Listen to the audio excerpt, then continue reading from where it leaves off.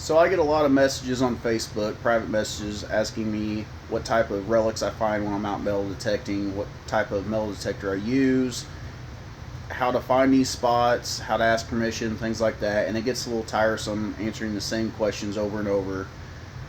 So I decided to make some videos just answering some of those questions. Hopefully it'll help some of you guys out. The first video here is more about the types of relics I dig for, which are the Civil War relics, and how I display them.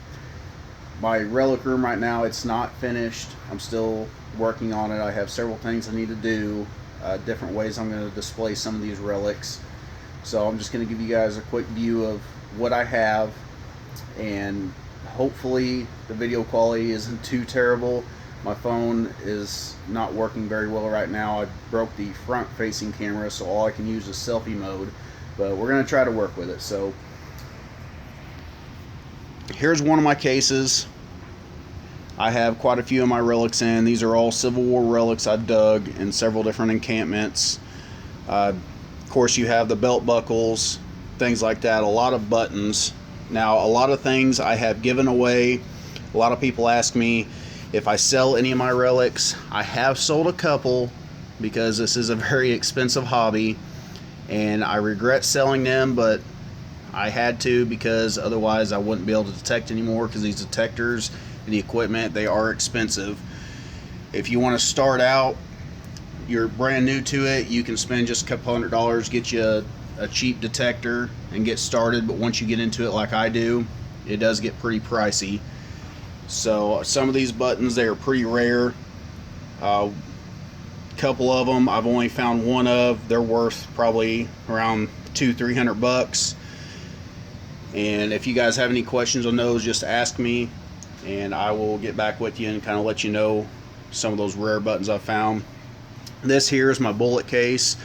I have a lot of bullets. I've given a ton of bullets away. I dig hundreds of them. If not, I probably hit over 1,000, I'm sure by now. I mean, just some of these jars, those jars in the back there, plumb full of bullets. I have all drop bullets in the case. That jar there to the right, that is all drop bullets. I think the middle one's mainly fired, and then that one at the end, I believe that's all fired bullets. And some of these bullets are carved. They were carved into chest pieces, things like that. A lot of pistol bullets and just different stuff. These cases here, this one, I don't believe I have very many Civil War relics in this case. This bar token here, I believe it was good for 5 cents. I did dig it out of an encampment in Rolla, so it's probably Civil War period. A lot of this stuff in here though is like World War II and back into the 19 teens and 20s and 30s. In this case over here, this is where I keep my coins. Some of these coins are pretty modern. They're, silver coins from the 20s and 30s, and some of them, I do have some Civil War period, like shield nickels. I think I have a 2-cent piece in there, seated dimes, things like that. And then some porcelain, like porcelain dolls and stuff that, of course, you won't pick up on a metal detector, but I find those when a fresh ground has been plowed. A lot of that stuff will appear. And of course, the old marbles. Here's an old clay marble here, and I always find lots of horseshoes in these encampments. If they're whole, I usually keep them and I use them for different projects.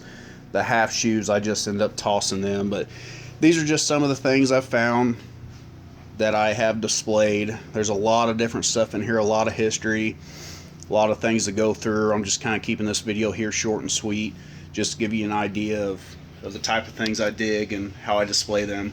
So the next video I do will probably be more along the lines of what type of detector to use. I mean, there's a lot of different brands of machines out there.